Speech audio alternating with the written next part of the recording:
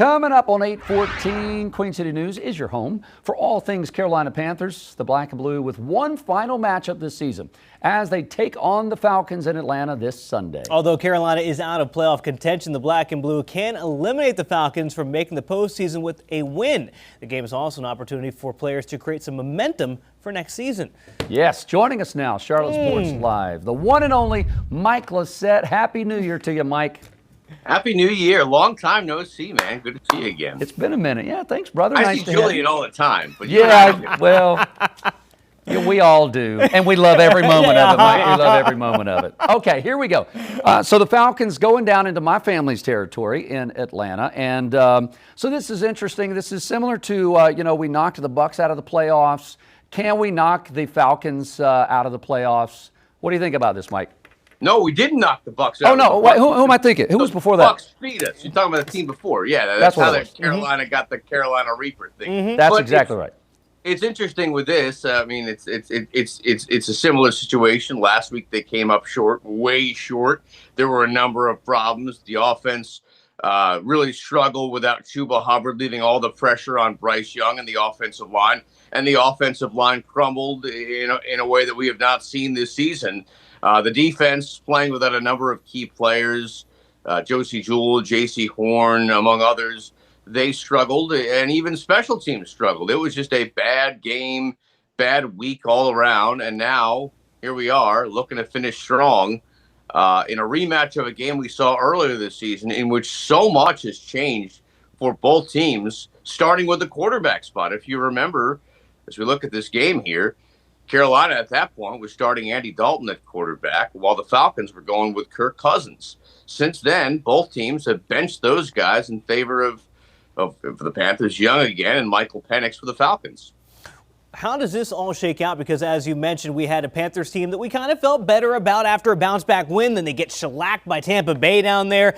What type of Panthers team are we going to see? As you mentioned, without a Chuba Hubbard, is this team going to be the one that plays pretty well or one that kind of looks like the not-so-great Panthers team?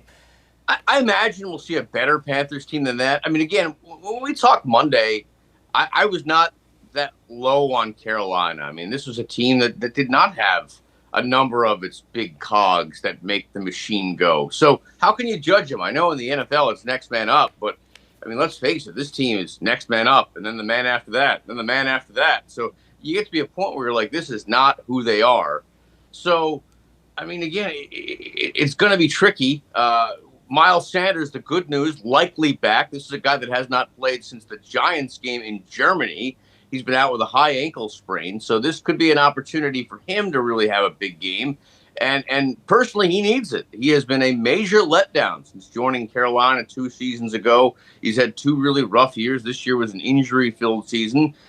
He's got 1 more year left in his contract, but it's conceivable Carolina could dump him after the year. So this could be a real big resume tape game for him to show teams around the league and maybe even Carolina for that matter, that he still has it. So Carolina will have that going for it this weekend, which they did not have last week versus Tampa.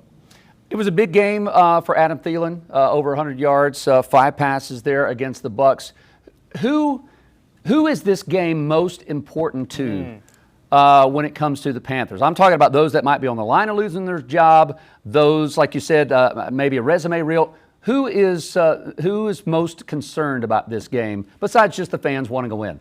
Oh, I would say Miles, definitely. I mean, but again, I think for fans too. I mean, this is one of those where, I do those dramatic game opens every week, and we talk about first impressions. This is a last impression, and I feel like teams want to go into the offseason feeling good about themselves, and this is one last chance to do it. I think that it's definitely been a long year, and if Carolina can end with some kind of positive going into the season, I think they'll take that as a win. Mike, one last one for you here. Obviously, we are on the first Friday of 2025. Everybody likes to make New Year's resolutions to start the new year. What is your New Year's resolution for the Carolina Panthers? New Year's resolution. I thought you were going to ask me for me. I was getting. Oh, yours is to drink more Diet Snapple. Come on, we didn't know that. Yeah. Oh, here it goes. Here we go. It's too low. It fell down. I mean, for them, I would say they've got to figure out what the heck they're doing defensively. I mean, I think that's going to be a big one. I know we have a segment coming up this week on Black and Blue Kickoff Live, which you can watch every Sunday morning during the season at 10 a.m.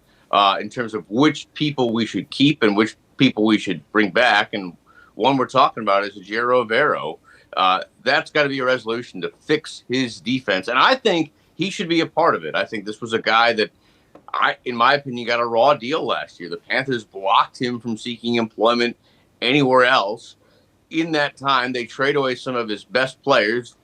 Other guys go other places. And then on top of that, I mean, he's had to deal with injuries. So they've got to figure out what they're doing defensively. All right. We'll keep an eye on that. We'll keep an eye on the game. And it's almost like you knew what our promo coming up was, Mike, because we're talking about Black and Blue Kickoff Live. The last one coming up here in just a bit. Mike, we appreciate it, brother. Have a good weekend. Thanks for joining us today. Again, there's the info this Sunday, 10 a.m. As always, they'll be in Atlanta, getting all the exclusive interviews pre and post game. We will see you on BBKL, 10 a.m. Sunday on Fox Charlotte, Queen City News.